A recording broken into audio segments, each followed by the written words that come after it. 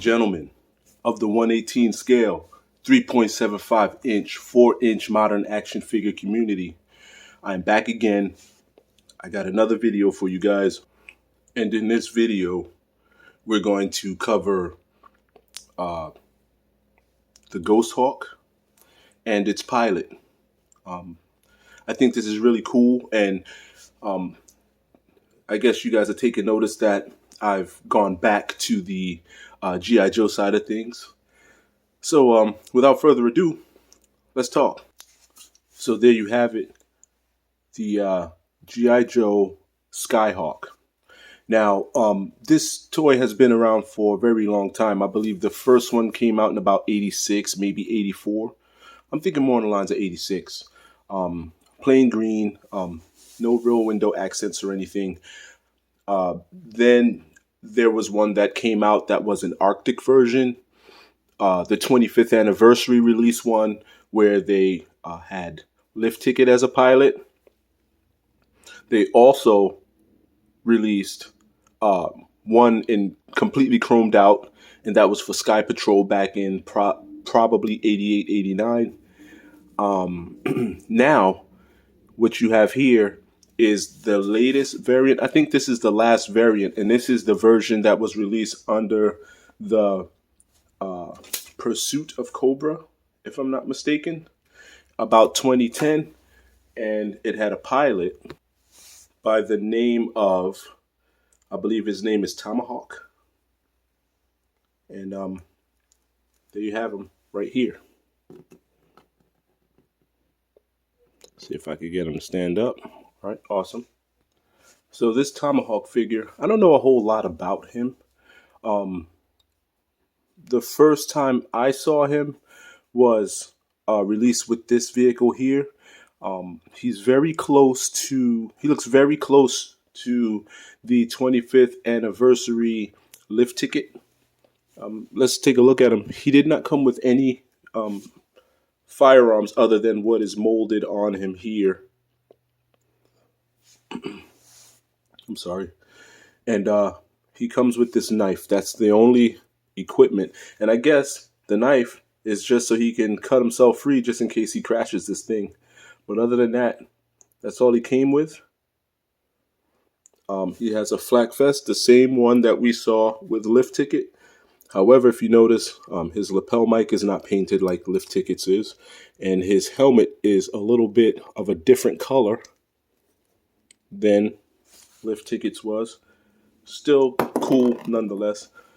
I always drop these helmets. I guess they're so small for my big hands. But this is what the helmet looks like. See if we can zoom in on that.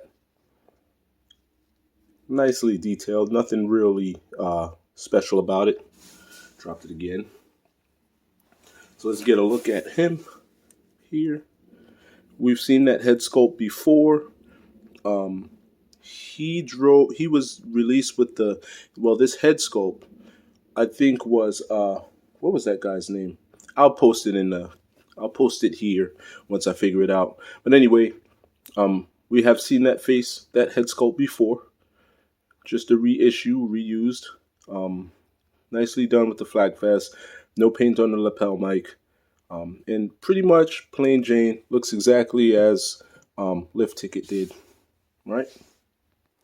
So now, let's have a look at this Skyhawk vehicle.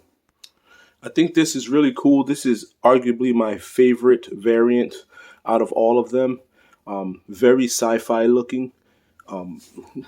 I can definitely see this in a movie, you know, where it's actually like being flown and, you know, really doing some dog fighting and doing some craziness. So what you have is you have your, let's first get a 360 on this thing.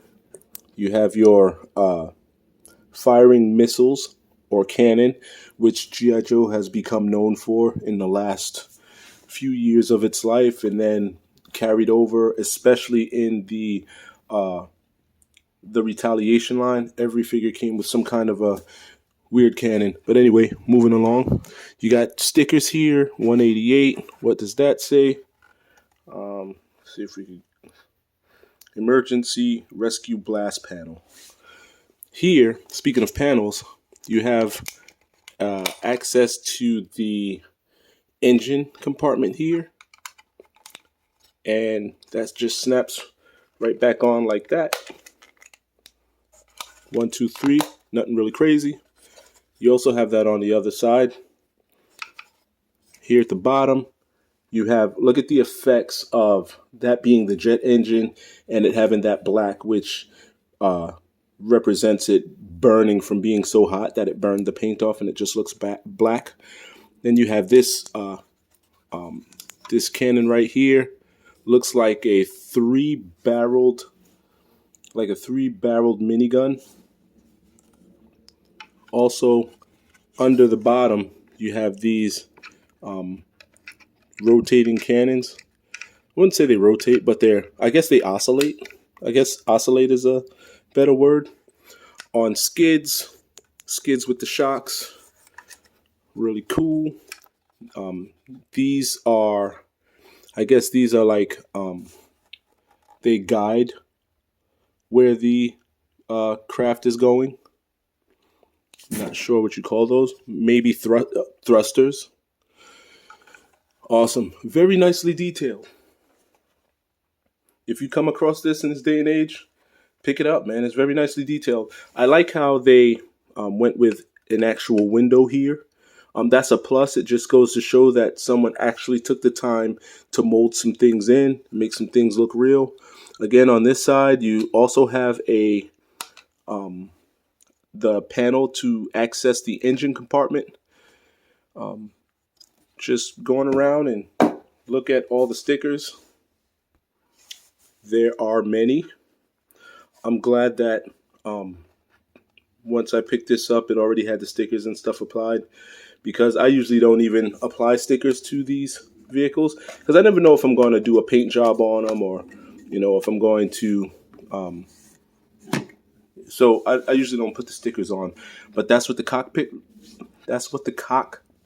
looks like. And now let's see if he fits. All right, let's prepare him to enter that cockpit. All right, helmet on. His knife, his only weapon that he came packaged with, slips right into that sheath right there on the side. And now he's ready to go. I believe he goes in head first. If not, okay, that knife is pretty loose in there.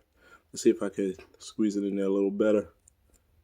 Nah, it's just how it is. It's holding. All right, so let's see. He goes in there. All right, awesome. He fits nicely.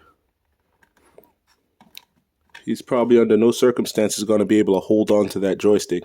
Imagination is key when it comes to these type of things. All right, let's rotate that cannon here a little so it looks a little more uniform. Keep going. That cannon and that minigun, that 3-barrel minigun, they're removable, by the way. So let's close this guy up. Oh, and it's on it's got like a hinged action going on there. Well, not a hinge, but it's on it like, I guess it's on a gear. I guess that's I don't know. But anyway, it doesn't just slam shut. You actually have to snap it, and it'll close. All right.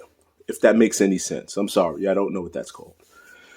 So, pretty much that's what you have here. He is in there. He's ready to go. He's ready to dogfight, put some Cobras out of commission. And pretty much that's cool, man. That's pretty much what you get here. The other thing that it came with was, of course, the blueprint, name Ghost Hawk, and some assembly required, no tools needed. Choking hazards, small parts, not for children under 3. Awesome. Nice art showing you where to apply the stickers. Shows you here how to assemble everything. And it's simple 1, 2, 3. So if you get your hands, if you can get your hands on this, by all means, grab it. I wouldn't pay a whole lot for it, but it is very cool. I mean, I like it. It's a cooler variant than all the other Ghost Hawks and whatever they call these guys here and there. But yeah, with that being said, I'm going to give this whole setup here. This one's a difficult one because I like it. It's really cool, but it's not as cool as it could be, but it is really cool. So, you know what? I'm gonna go with a B on this. The figure is very plain Jane. The aircraft is really cool. However, I don't like the fact that you have to stuff them all the way up in there head first. Yeah, I mean, I can't honestly say that there's a whole lot more they could have done to make this any cooler. Maybe, yeah, no. I was thinking 2-seater, but no, because it would be clunky and it would be, I guess if they made this a 2-seater, it'd be like a lot of other G.I. Joe vehicles, which are too big for no reason, you know.